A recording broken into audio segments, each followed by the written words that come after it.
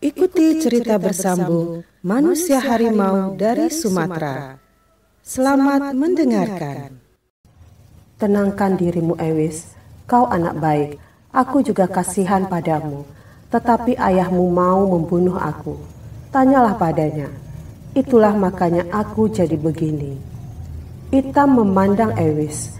Dia malu karena telah diketahui anaknya bahwa ayahnya mau membinasakan orang yang menyelamatkan dia.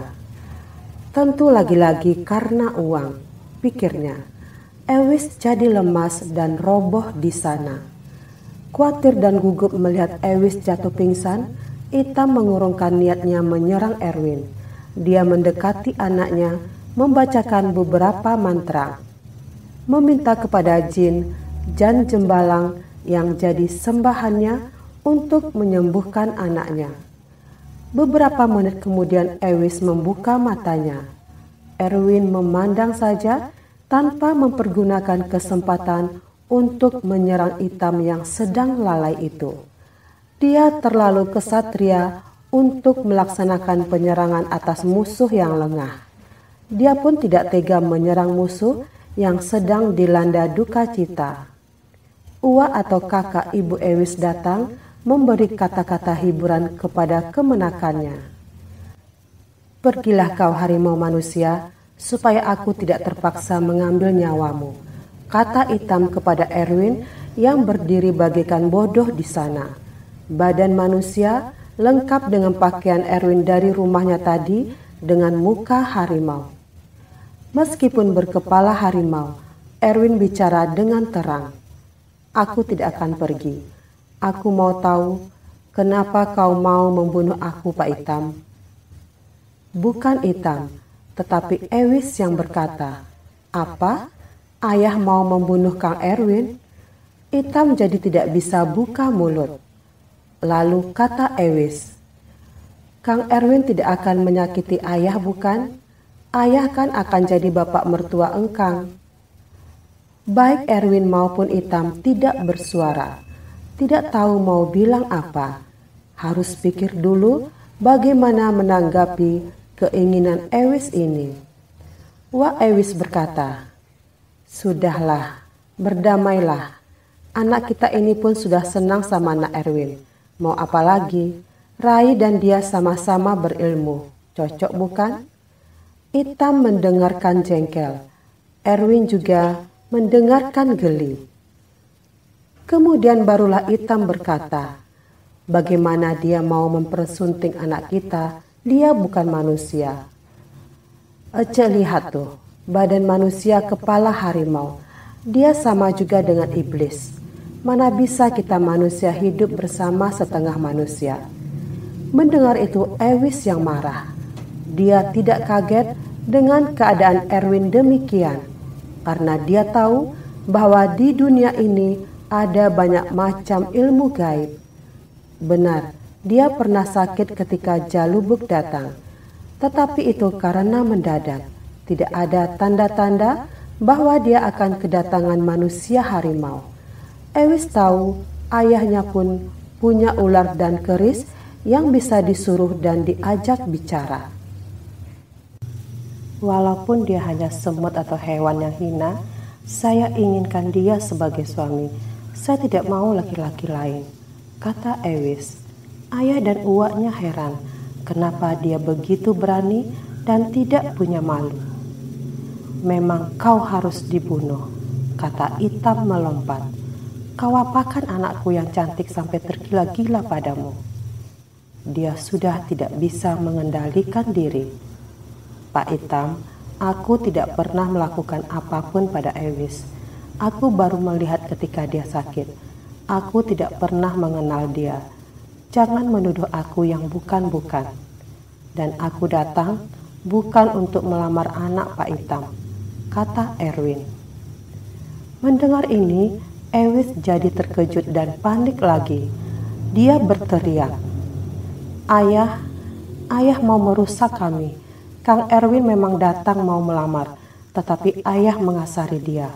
katakan bahwa ayah setuju menerima Kang Erwin sebagai menantu. Itam tidak mau mengalah.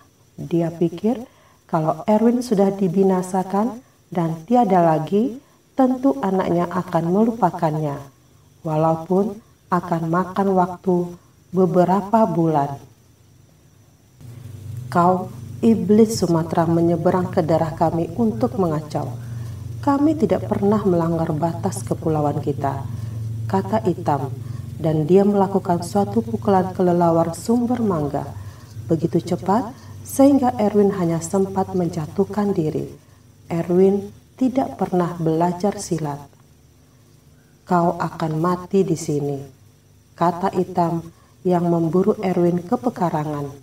Anak muda ini lari keluar karena baginya akan lebih baik di lapangan agak luas daripada di dalam rumah. Erwin memasang kuda-kuda, ngeri dan lucu kelihatan. Bagaimana manusia berkepala harimau berhadapan dengan jago silat yang kawakan semacam Itam. Kau bocah ingusan, tidak akan kembali ke kampungmu, bentak Itam, dan dia bagaikan terbang hendak menyambar leher Erwin dengan goloknya.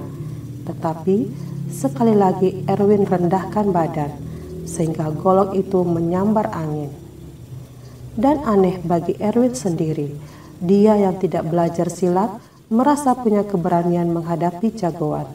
Kemudian terdengar suatu bisikan di telinganya. Jangan takut, kau bisa silat. Semua kita satu keturunan bisa silat. Silat kita yang dinamakan silat harimau. Silat yang paling ampuh di seluruh Tapanuli. Yang berbisik itu ayahnya. Mengertilah Erwin mengapa dirinya berubah jadi badan manusia dengan kepala harimau. Dia pun lantas teringat kepada pesan Busa Odah bahwa kelemahan Itam terletak pada rambutnya. Dengan kaki macan, dia tidak mungkin bisa menarik rambut, tetapi dengan tangan manusia mungkin dia akan dapat melakukannya kalau terbuka kesempatan untuk itu. Sudah terang, dia harus berjuang mati-matian untuk mendapatkan kesempatan menarik rambut itu. Sekali lagi, Itam melompat cukup tinggi di udara. Erwin juga melompat untuk menghadangnya di atas. Tiba-tiba saja tergerak keinginan itu. Benar bisikan ayahnya, dia bisa bersilat. Sekurang-kurangnya bisa melompat begitu tinggi. Tapi bukan hanya Erwin yang heran, Itam pun jadi terkejut. Tukang sihir atau iblis dari Sumatera ini kok bisa macam-macam. Ketika berpapasan di udara, Itam menyabet dengan golok. Tujuannya kaki Erwin karena dia lebih tinggi. Tetapi Erwin bisa mengelak, malah memberikan satu tendangan di kepala Itam. Dia berasa pusing ketika tiba kembali di tanah. Dia putar badannya dan kini berhadapan lagi dengan Erwin yang juga sudah memutar badan. Dua makhluk, sama-sama hamba Allah, berhadapan untuk mempertahankan nyawa masing-masing sambil merenggut nyawa musuh. Yang seorang dengan tangan kosong, yang lainnya dengan golok. Ewis pun sudah berada di luar rumah, begitu juga uaknya. Kedua wanita itu tidak bisa berbuat apapun selain berteriak supaya berhenti. Tak ada seorang pun yang menghiraukan. Sekali lagi, Itam menyerang, golok di tangan kanan dalam posisi siap untuk menebas. Leher bagus, kaki pun jadi. Kalau kaki Erwin putus, dia toh tidak akan bisa melawan lagi. Nanti tinggal menfiniskan saja. Dan memang Itam mengayunkan golok itu dengan sigap sepenuh tenaga. Tetapi sial benar buat Itam. Erwin mencekal pergelangan tangannya, lalu meremasnya dengan kekuatan harimau. Itam terpekik, goloknya terjatuh. Dengan kekuatan Erwin, dia mengangkat Itam ke udara lalu membantingnya ke tanah. Tetapi meskipun sudah dalam terjepit, dia toh jatuh di atas kaki, bukan dengan badan terbentur ke tanah. Ewis dan Waknya kian takut. Kedua orang yang bertarung itu nampaknya tidak akan berhenti sebelum ada yang tewas. Mereka melihat bahwa Erwin sangat tangguh. Itam memang kebal, tetapi hanyalah terhadap senjata tajam dan peluru. Ia tetap akan merasa sakit kalau tubuhnya dipukul dengan tangan kosong. Itulah yang menyebabkan dia terpekik kesakitan ketika Erwin meremas pergelangannya. Entah apa yang menjadi sebab, tetapi Erwin mengambil golok Itam lalu melemparkannya kepada musuhnya.